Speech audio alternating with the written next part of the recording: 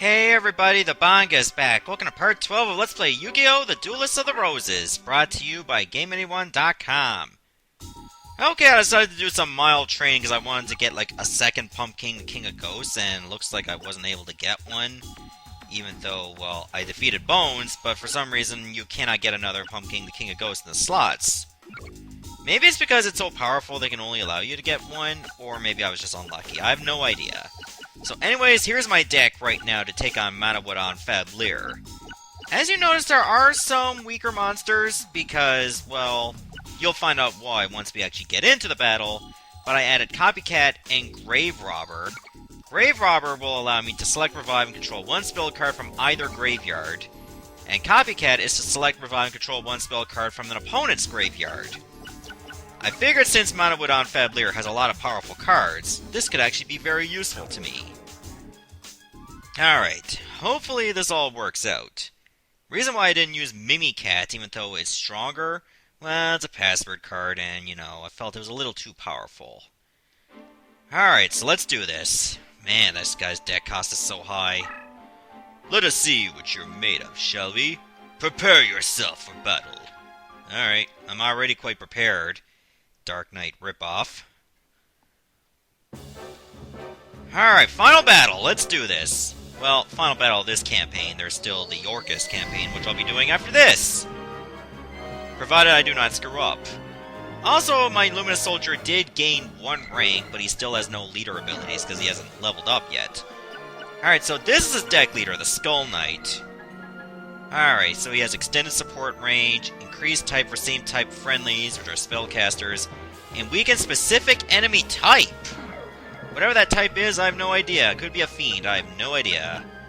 So that is why I did not have too many powerful monsters, because of the crushed terrain throughout the middle of this map. The bad news is my monsters of 1500 attack points or more will be destroyed.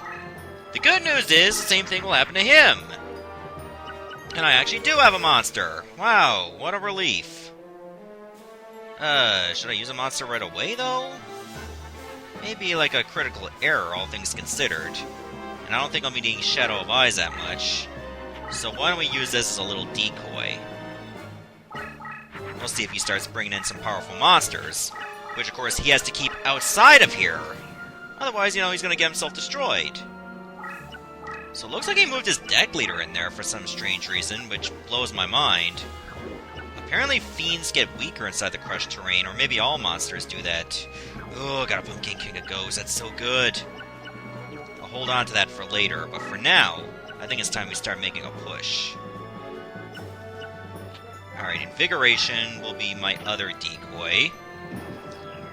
Let's see if he can move his deck leader forward a little bit more. He doesn't. He's got a pretty nasty monster over there. I have no idea what it is, but I guess we'll find out. Aha! He didn't even have a monster there! I think that's pretty much fair game for an attack, don't you think? This won't do much, but at least it'll make him scared. And whatever monster he brings in to attack that will be sent back right away.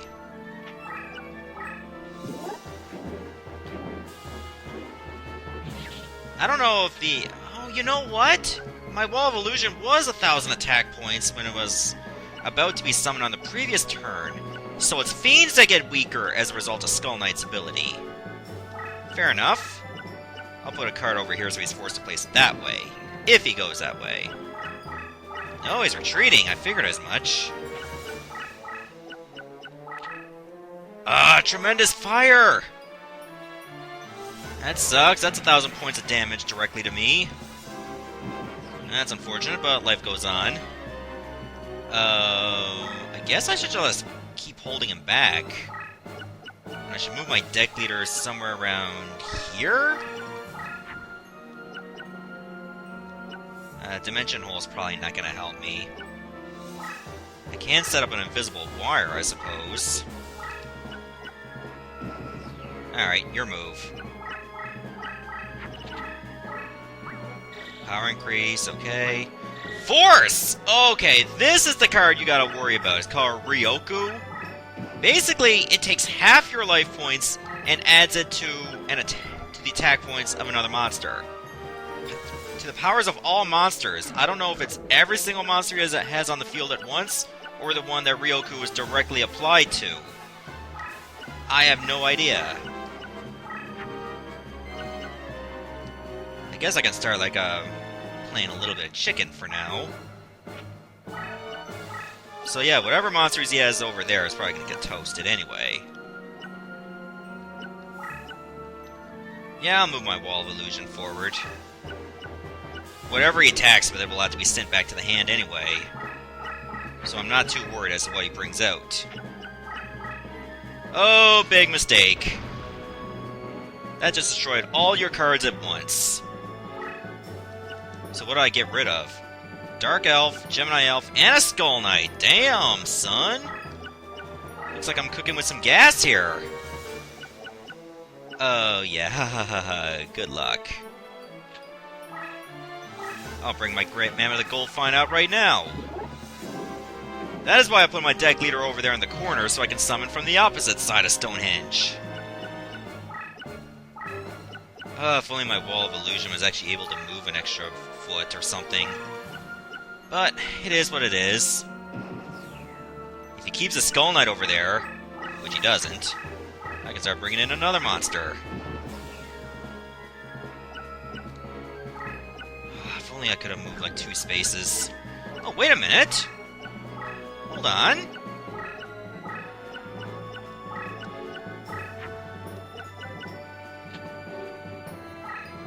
Yeah. If I do this, he loses automatically. Unless he can just... No, he can't do anything. He's cornered. Did I just cheese the final boss? I cheesed the final boss.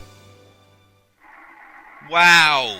He put himself in a corner, which allowed me ample opportunity to pretty much just corner him. Okay, I got a Gemini Elf. That's awesome.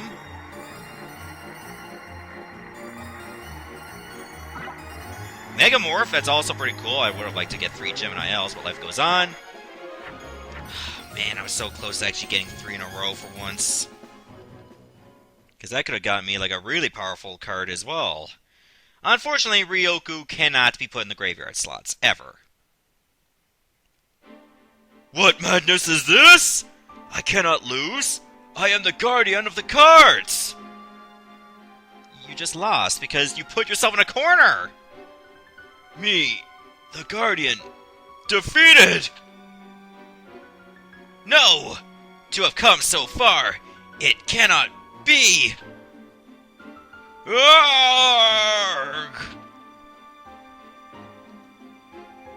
Absolute pushover.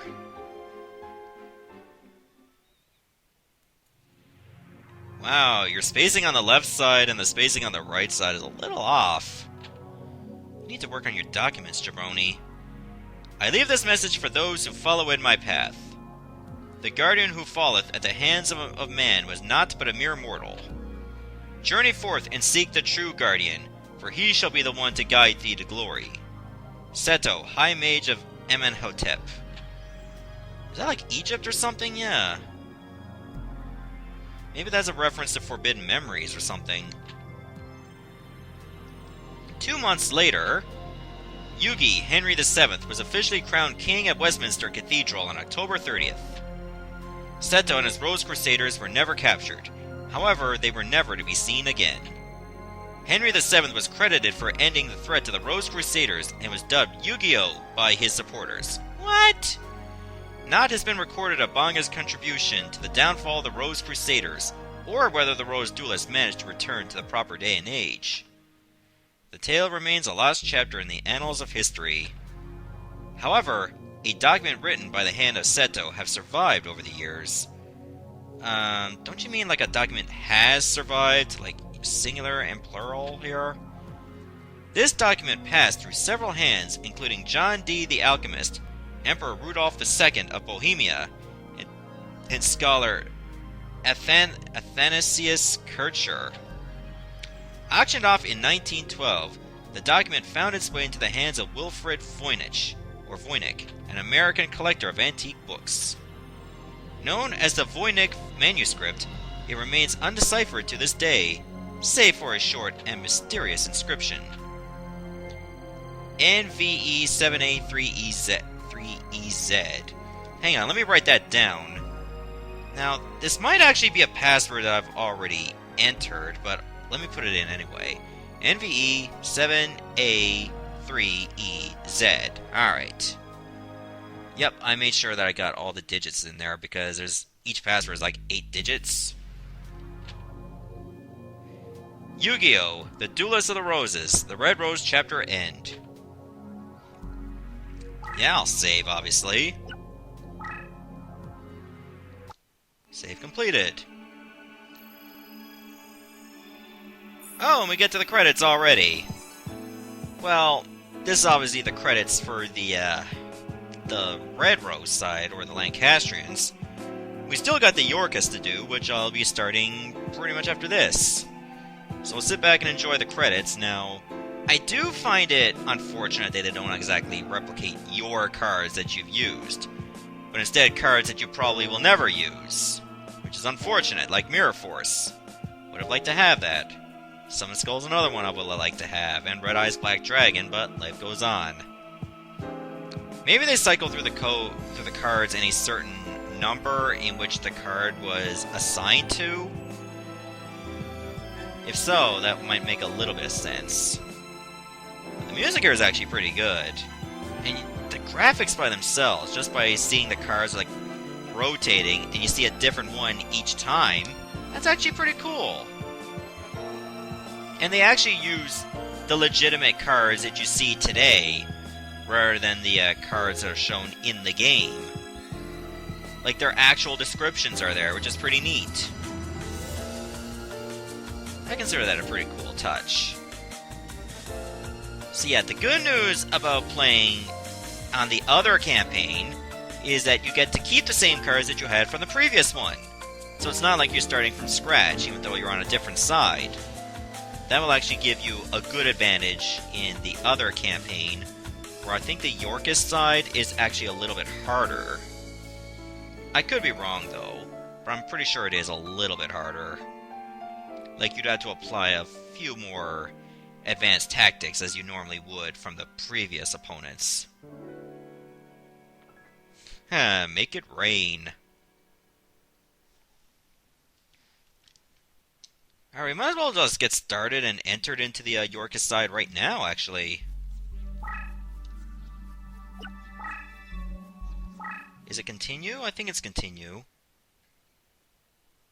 Hopefully I'm not doing it wrong. And not exactly going... I have to go to a new campaign.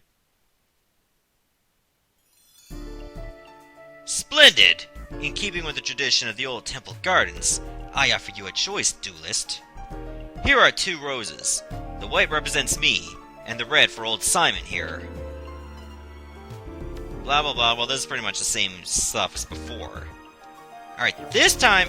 Oh, you cannot actually side with the Lancastrians this time. You have to side with the Yorkists. A wise choice, duelist. I see you are well versed in judging a situation. Welcome to the Rose Crusaders. I am honored. Okay, old man. It's time you made yourself scarce. What are you doing? Stop! No! Don't worry. I'm not going to hurt you. I just need you out of the way until everything is settled. Now, let's talk about the Red Rose cards. Simon mentioned that he spread the cards among certain individuals just after summoning you. I think it's safe to assume that a large number of those individuals are his confederates currently located in France. I would like to ask you to enter France from Dover and retrieve those cards for our cause. I would go myself, however I'm needed here to maintain our barrier against any invading forces. According to the legend, one must use a deck whose cost is lower than an opponent's to capture a rose card of another color. Remember, a deck that costs lower than that of an opponent is the key. I've also heard somewhere that the Celts inherited the red rose cards from the original inhabitants of Stonehenge. This would mean that our enemy, Yugi, who comes from a line of Welsh nobility, would likely have inherited one of the red rose cards. This means that those who oppose the Rose Crusaders are sufficiently equipped to duel against us as equals. Given their desperate situation, They will retaliate with everything they've got. It would be wise not to underestimate them. I'm depending on you. Alright. Okay, so we have pretty much the exact same deck, which is entirely fine by me. Okay, Taya of Windsor requires a deck cost of 933. Okay, so why don't we go pop that password that we just got? Now, it might be a password that we've already used in, like, a previous episode. I would not be surprised to say the very least, but let's try it anyway.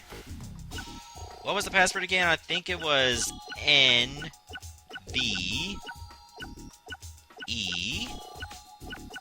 You know, I wouldn't be surprised if we actually did enter this before. 7 A 3 E. Yeah, I'm seeing like a EZ is starting to make sense. Yeah, you just get a password that you've already attained at one point, which is fine, I guess. So 933, yeah, we gotta scale our deck down a little bit. That's fine. You know what, I think this will actually be a good time to call it an episode. Like, I know it hasn't been 20 minutes, but because we're starting a new campaign, it would make a lot more sense to start on pretty much a fresh slate. So stay tuned for the next episode where we begin the White Rose campaign. See ya, everyone. Thanks for watching.